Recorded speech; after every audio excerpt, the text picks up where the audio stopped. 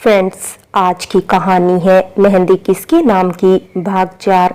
पिछले भाग में आपने पढ़ा, इससे पहले रानी अपने घर में बात करती। एक दिन रानी के पापा ने उन्हें साथ में घूमते हुए देख लिया। रानी को अब डर लगने लगा, क्या वह अपनी फैमिली को कन्विंस कर पाएगी, और अगर वे कन्विंस नहीं हुए तब क्या होगा। अब आगे रानी को जिस बात का डर था वही हुआ। उसकी मम्मी माला जी रानी को समझाने की बहुत कोशिश कर रही थी, तो वहीं वह जैसे जिद पर अड़ चुकी थी कि उसे शोभित से बढ़कर कोई और प्यार कर ही नहीं सकता, और न ही वह शोभित के अलावा किसी और के बारे में सोचना चाहती है। रामचंद्र वर्मा सेना के मेजर थे और फिलहाल वे रिटायर हो चुके थे। उनकी आर्मी में अब तक की पहुंच अच्छी थी और सब उनकी काफी तारीफ करते थे। उन्होंने अपने बच्चों की हर जिद पूरी की, पर जैसे उनका मन शोभित और रानी के रिश्ते के लिए मान ही नहीं रहा था। रानी अपने परिवार को मनाने की कोशिश करने लगी, पर वे मान ही नहीं रहे थे। इस बीच शोभित सरहद पर चला गया। वह पूरी तरह से अकेली पड़ चुकी थी। अब उसे समझ में नहीं आया कि वह क्या करे। रामचंद्र जी रानी के लिए रिश्ते भी देखने लगे, पर रानी ने साफ साफ मना कर दिया। कॉलेज खत्म होने के बाद प्रकाश और करिश्मा ने शादी कर ली। इस शादी में शोभित और रानी के फैमिली मेंबर्स भी शरीक थे। शादी के बीच में एक पल ऐसा आया कि रामचंद्र की मुलाकात अपने से सीनियर ऑफिसर से हुई, और यह जानकर वे आश्चर्यचकित थी। ये कोई और नहीं बल्कि शोभित के दादाजी थे। साथ ही इस शादी में उनकी पहली बार शोभित से भी बात हुई, और उसे देख उन्हें ऐसा लगने लगा आखिर उनकी पारखी नजर ने धोखा कैसे खा लिया। शोभित का व्यवहार उन्हें सच में काफी पसंद आया, और उन्होंने उन दोनों की शादी के लिए हामी भी भर दी।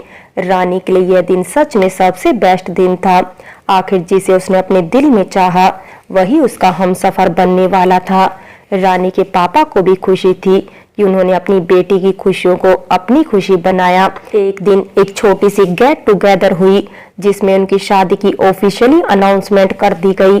शोभित रानी के जस्ट बगल में खड़ा था, पर रानी की नजरें तो उठ ही नहीं रही थी। वह बस शर्मो हया से भर गई। प्रकाश और करिश्मा भी अपने दोस्तों के लिए बहुत खुश थे। एंगेजमेंट सेरेमनी में रानी ने मेहरून लहंगा और गोल्डन दुपट्टा कैरी किया हुआ था। शोभित भी आज गोल्डन शेरवानी में गजब का जच रहा था। रिंग सेरेमनी के टाइम उनकी खुशी देखते ही बन रही थी।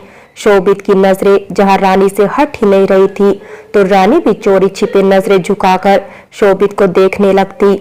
जब कभी उनकी नजरें टकराती तो जैसे फिजा में बहार आ जाती।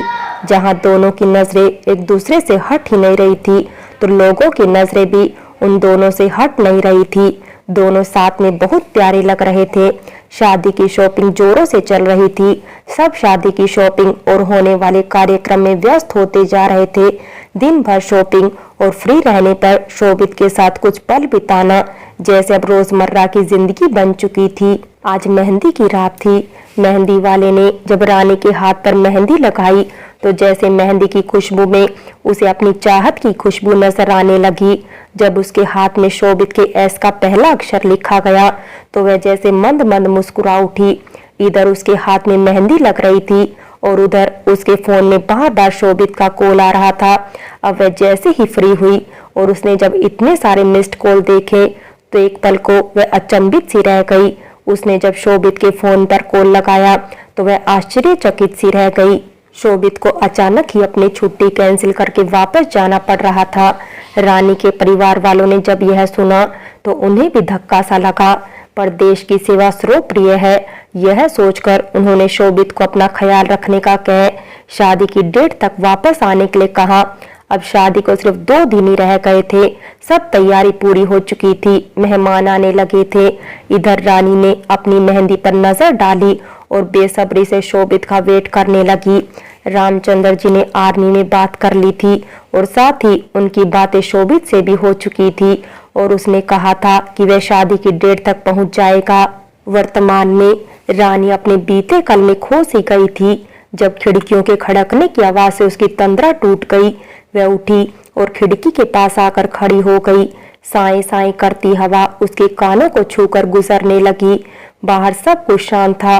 वह कबर्ड के पास आई और अपने सामानों के बीच में से एक तस्वीर निकालकर देखने लगी कितनी प्यारी तस्वीर थी उसकी और उसके शोभित के एंगेजमेंट की। कितने खुशनुमा लम्हे थे वे। सूरज और रानी की शादी को 2 महीने बीत गए। इन 2 महीनों में कभी कभी उसकी सूरज से बात हो जाती, जो सिर्फ औपचारिकता पूर्ण ही होती। आखिर 2 महीने बाद सूरज घर आने वाला था। घर में चहल पहल थी। चाचा जी उसे स्टेशन से रिसीव करने गए थे और जब लौटे तो सब उसे देख बहुत खुश थे। सूरज हर किसी से खुलकर बात कर रहा था सिवाय रानी के। रानी को यह काफी अजीब लग रहा था, क्योंकि सूरज को देख ऐसा लग रहा था मानो वह रानी को इग्नोर कर रहा था। सुबह के 6 बज रहे थे। रानी जैसे ही उठी उसे सूरज कमरे में कहीं भी नहीं दिखा। अब वह बाहर आई और देखा तो सूरज उसे हॉल में सोफे पर सोते हुए दिख गया।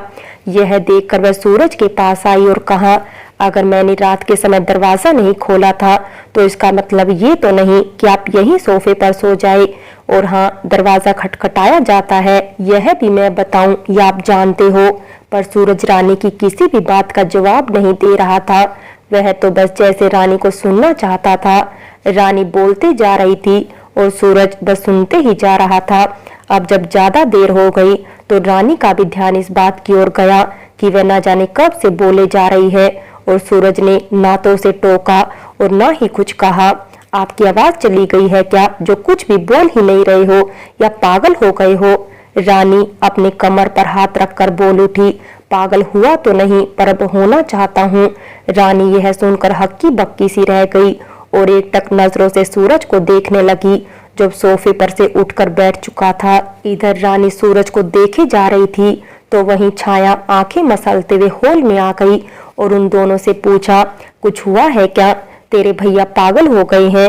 रानी सूरज को घूरते हुए बोल उठी और वहां से चली गई। उसे जाते हुए सूरज और छाया देखते ही रहे। रानी के जाने के बाद छाया ने सूरज को सवालिया नजरों से घूरा तो वहीं सूरज भी अपने कंधे उचकाते हुए ऊपर अपने कमरे की ओर चला गया। लगता है दाल में कुछ काला है। छाया अपने गाल पर हाथ रखते हुए बोल उठी, मुझे तो लगता है पूरी दाल ही काली है। चाची छाया के कंधे पर हाथ रखते हुए बोली तो छाया एक पल कोने देखती रही। दोपहर के खाने के बाद रानी और सूरज कमरे में ही थे, जहां सूरज फिर से किसी फाइल में उलझा हुआ था तो वहीं रानी बेड पर पसरकर किसी मैगजीन को पढ़ रही थी। आपकी प्रॉब्लम क्या है? रानी मैगजीन को एक नजर देख सूरज से बोली, मतलब ये कि मैं कब से देख रही हूँ, जब से आए हैं आप एक बार भी बात नहीं की मुझसे, हुआ क्या है? इधर सूरज के जवाब का वेट करने लगी रानी तो वहीं सूरज कमरे से बाहर निकल गया और थोड़ी देर बाद लौटा तो उसके हाथों में एक पार्सल था। पार्सल देख एक पल को तो रानी कभी पार्सल देखती तो कभी सूरज को। आज रात हम एक पार्टी में जा रहे हैं और मैं चाहता हूँ कि तुम यह पहनो। यह कहकर सूरज रानी के हाँ या ना का वेट किए बिना ही वहां से चला गया।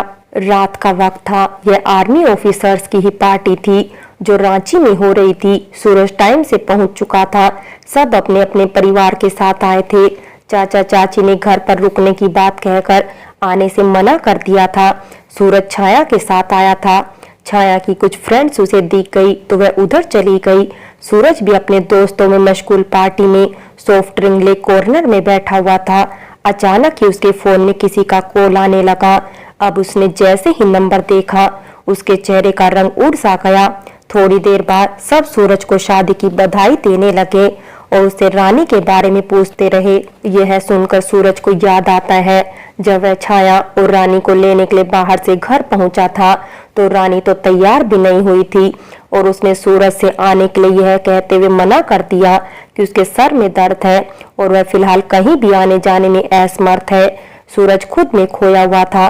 तभी उसके दोस्तों में से किसी ने कहा, कैप्टन सूरज, भाभी जी से नहीं मिलवाओगे क्या? अब यह सुनकर वह कुछ कहता कि उसने देखा उसका वह दोस्त जिसने उसे अभी अभी यह पूछा था, उसकी नजरें एक दिशा में है और वह मुंह खोले एकटक उधर ही देखे जा रहा है। उसे ऐसे देख सूरज ने अपनी नजरों को उस तरफ घुमाया कि उसे भी जैसे अपनी आंखों पर विश्वास ही नहीं हो रहा था, क्योंकि यह शख्स जो सामने से आ रही थी वह कोई और नहीं रानी थी।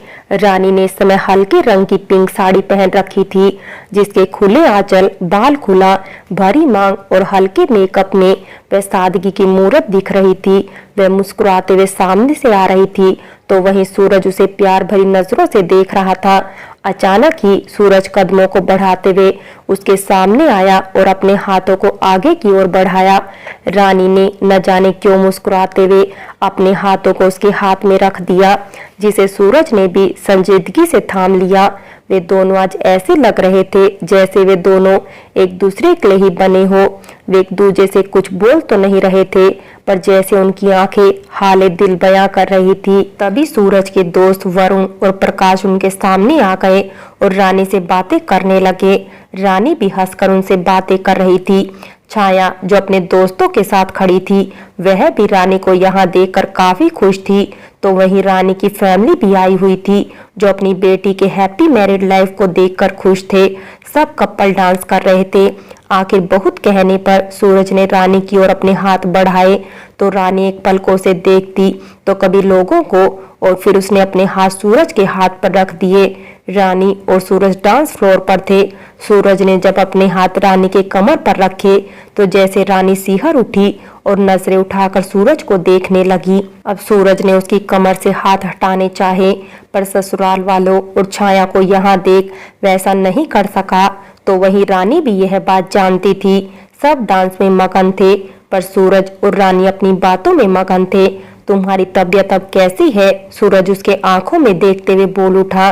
रानी को न जाने क्यों सूरज की बातों में एक फिक्र झलक रही थी, जो कभी उसने शोभित की आंखों में देखी थी। पहले से ठीक है, रानी हल्की मुस्कुराहट लिए बोल उठी।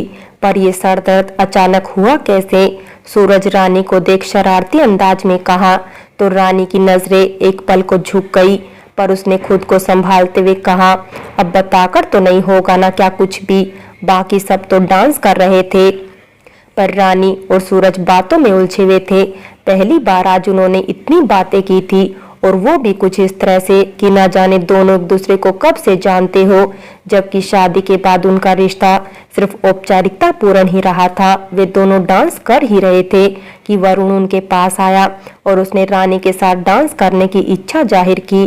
सूरज ने देखा रानी यह सुनकर असहज सी हो गई थी, पर इससे पहले कि रानी उससे कुछ कहती, सूरज ने वरुण से कहा, अभी तुम्हारी भाभी की तबीयत थोड़ी खराब है, फिर कभी। यह कहकर वह रानी को लेकर उसके फैमिली वालों के पास आ गया और वे रानी के मम्मी पापा से बातें करने लगे। बातों बातों के बीच में रानी नोटिस करती सूरज कितनी संजीदगी से उसके फैमिली वालों से बातें कर रहा है, और उसके घर वाले भी रानी से ज्यादा सूरज के साथ ही बात कर रहे हैं। आखिरकार एक बार तो रानी को कहना पड़ा, मैं भी हूँ यहाँ पर। यह सुनकर छाया के साथ साथ बाकी सब भी मुस्कुरा उठे। सूरज को जहाज रानी की आंखों में एक चंचलपन नजर आ रहा था, तो वही रानी को सूरज में एक फिक्रमंद और एक ऐसा रूप नजर आ रहा था जिसे उसने आज से पहले कभी नहीं देखा था। सूरज का दूसरों के लिए फिक्र, दूसरों की जरूरतों का ख्याल रखना, जिसे देख रानी भी ना चाहते हुए न जाने क्यों उसकी तरफ खींची चली जा रही थी। अब सुबह होने को थी। सूरज रानी और छाया के साथ घर की ओर लौट रहा था। वे रास्ते में थे। छाया पीछे सीट पर सो रही थी, तो वहीं रानी सूरज के बगल में बैठी थी। अचानक ही रानी ने कहा, आपकी नजरों में लोगों की कितनी परवाह है ना। मैंने देखा पार्टी में आप सबकी कितनी फिक्र कर रहे थे। सूरज यह सुनकर एक पल को सन्न सा रह गया, पर फिर उसने रानी को देख मजाकिया लहजे में कहा, क्या हुआ? बहुत नोटिस कर रही थी। यह सुनकर रानी को समझ में नहीं आया आखिर वह क्या बोले, तो वहीं सूरज बस मुस्कुरा दिया। घर आ चुका था। छाया अंदर चली गई। अब रानी और सूरज अंदर की ओर जाने लगे कि रानी ने सोफे पर जिसे बैठे देखा, उसे देख उसकी आंखें खुली की खुली रह गई और वह नजरें उठाकर एकटक सूरज को देखने लगी। तो वहीं सूरज की नजरें बस उस शख्स पर ठहर सी गई। फ्रेंड्स, बाकी की कहानी अगले भाग में देखें, और अगर कहानी अच्छी लगी हो तो लाइक करें, शेयर करें और प्यार भरी कहानी चैनल को सब्सक्राइब करें।